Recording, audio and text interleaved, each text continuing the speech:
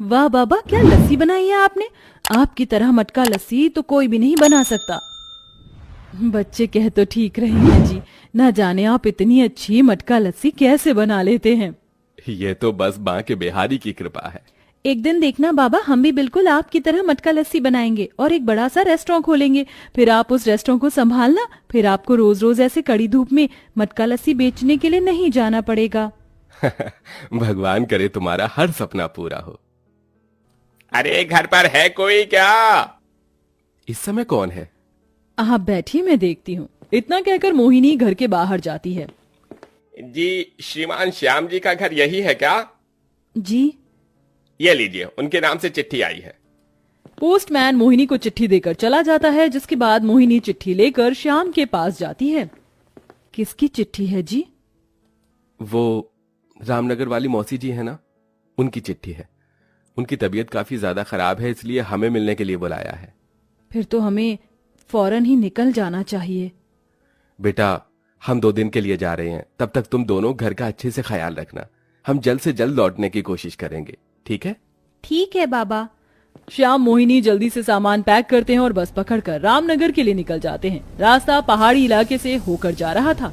श्याम और मोहिनी कई घंटे का सफर तय करके रामनगर पहुंचने ही वाले होते हैं कि तभी अचानक पहाड़ों पर लैंडस्लाइडिंग हो जाती है, जिसके चलते एक बड़ा पत्थर उनके बस में आ गिरता है और बस में मौजूद हर एक पैसेंजर पत्थर के नीचे दबकर मर जाता है।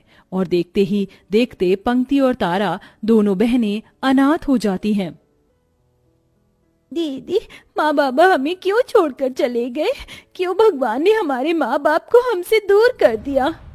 तुझे पता है ना, भगवान अच्छे लोगों को जल्दी अपने पास बुला लेता है। हमारे माँ बाप भी तो अच्छे इंसान थे ना, इसलिए भगवान ने उन्हें अपने पास बुला लिया।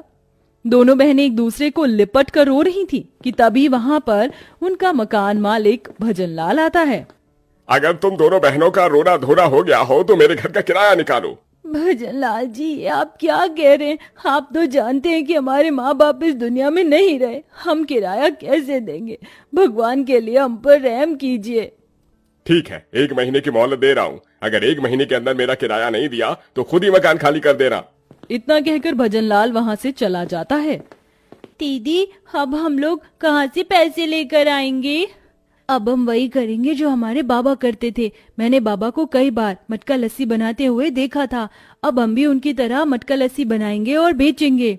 दोनों बहनें मिलकर मटके के अंदर दही जमाती हैं और दही जमाने के बाद जिस तरह से श्याम दही के अंदर चीनी डालकर उसे अच्छे से मिलाकर उस पर मलाई डालकर मटका लस्सी बनाया करता था, वैसे ही दोनों बहनें बनाती हैं और अपने बाबा के ठेले पर मटका लस्सी बनाकर उसे बेचने के लिए निकल जाती हैं।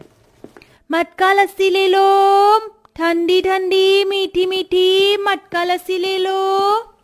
1 गिलास मटका लस्सी देना। ये लीजिए साहब। छी, ये मटका लस्सी है या कोई खट्टा पानी? तुम्हारी सारी मटका लस्सी तो खराब है। नहीं साहब, हमने तो ये मटका लस्सी सुबह सुबह ही बनाई है, तो ये खराब कैसे हो सकती है? अगर ये कहीं नहीं हो रहा तो खुद ही पीकर देख लो।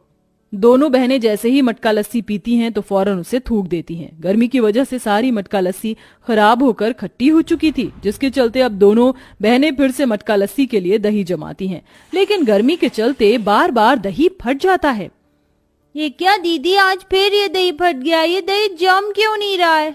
पंक्ति मेरी बहन, तो परेशान मत हो, गर्मी है ना इसलिए ये दही फट रहा है। हम एक काम करते हैं, हम इस मटके की चारों तरफ गीला कपड़ा बांध देते हैं, क्या पता उसकी ठंडक की वजह से दही ना फटे। दोनों बहनें मटके के ऊपर गीला कपड़ा बांध देती हैं, जिसके चलते दही नहीं फटता। लेकिन इस बार भी तारा और पंक्ति की बनाई हुई लस्सी लोगों को पसंद नहीं आती है, जिसके चलते दोनों बहनों की बिल्कुल ना के बराबर कमाई होती है। दीदी, हम कब तक यूं चावल दाल ही खाते रहेंगे? हम जितना कमा रहे हैं उसमें भी ये दाल चावल हम कितनी मुश्किल से खरीद पाते हैं, ये तुम अच्छी तरह से जानती हो पंक्ति। अगर आज माँ बाबा जिंदा होते तो हमें रोज रोज दाल चावल खाकर गुजारा ना करना पड़ता। मुझे तो डर है, अगर हमारी मटका लस्सी ना बिकी तो वो भजनलाल हमें घर से निकाल देगा, फिर हम दोनों अनाथ बहनें कहाँ जाएंगे? दोनों बहनें खाना खाते खाते रोने लगती हैं, जिसके बाद अगले दिन दोनों बहनें फिर से मटका लस्सी बनाकर बेचने के लिए जाती हैं। लेकिन इस बार भी उनकी कुछ खास कमाई नहीं हो पाती और निराश होकर दोनों बहनें घर लौट रही होती हैं। पंक्ति, कितनी तेज धूप हो रही है। अब तो मुझसे और नहीं चला जा रहा है। एक काम करते हैं, इस जंगल के रास्ते से होकर घर जाते हैं। ठीक है दीदी। दोनों बहनें जंगल के रास्ते से होकर घर जा रही होती हैं कि तभी उनकी नजर एक तालाब में पड़ती है, जिसका पानी धूप की वजह से आधे से ज्यादा सूख चुका था। कि तभी वो देखती हैं कि उस तालाब के अंदर थोड़े बचे पानी में एक मछली है। दीदी, अगर ये थोड़ा सा पानी भी सूख गया तो मछली तो बिना पानी के तड़प कर मर जाएगी। एक काम करते हैं, हम इस मछली को जो हमारे घर के पास तालाब है वहां ले जाते हैं, इसे उस तालाब में डाल देंगे। तारा मटके के अंदर से सारी लस्सी फेंक कर उसके अंदर उस तालाब का बचा हुआ पानी और उस मछली को डालते हैं और सीधा अपने घर के पास बने तालाब में ले जाकर उस मछली को डाल देते हैं। साथ ही साथ उसके खाने के लिए थोड़े बहुत चावल डाल देते हैं और अब वो दोनों बहनें अपने साथ साथ उस मछली का भी पालन पोषण करने लगती हैं। और ऐसे ही कुछ दिन गुजर जाते हैं। अरे ये आखिरी बार तुम्हें 1 हफ्ते की मोहलत दे रहा हूँ। अगर इस हफ्ते में मेरा किराया नहीं आएगा तो मुझसे बुरा कोई नहीं होगा। अब बहुत हो गया, हम और कब तक ऐसे घुट घुट कर जिएंगे। इससे अच्छा है कि हम लोग मर जाते हैं।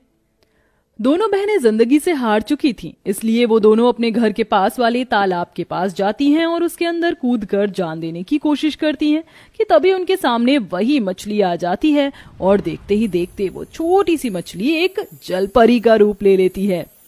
रुक जाओ, ये तुम दोनों क्या करने जा रहे हो? कौन हो तुम? मैं जलपरी हूँ। मैं वही मछली हूँ जिसकी तुमने मदद की थी। मैं तुम्हारी सारी परेशानी जानती हूँ, लेकिन इसका मतलब ये नहीं कि तुम दोनों अपनी जान दे दो। तुम जिस मटके के अंदर लस्सी बनाती हो वह मटका लेकर आओ। जलपरी के कहने पर पंक्ति घर के अंदर जाती है और मटका लाकर जलपरी के सामने रख देती है, जिसके बाद जलपरी उस मटके पर अपनी कुछ जादुई शक्तियां डालती है।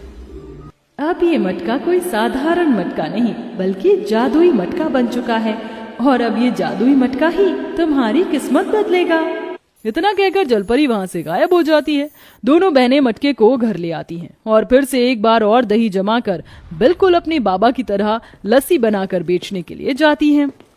जरा 1 गिलास मटका लस्सी तो देना। दोनों बहनें उस आदमी को डर डर के मटका लस्सी देती हैं, लेकिन जैसे ही वो आदमी मटका लस्सी पीता है, अरे वाह, क्या मटका लस्सी बनाई है। इसे पीकर तो मेरा पूरा शरीर झूम उठा। इतनी स्वादिष्ट मटका लस्सी तो मैंने कभी नहीं पी।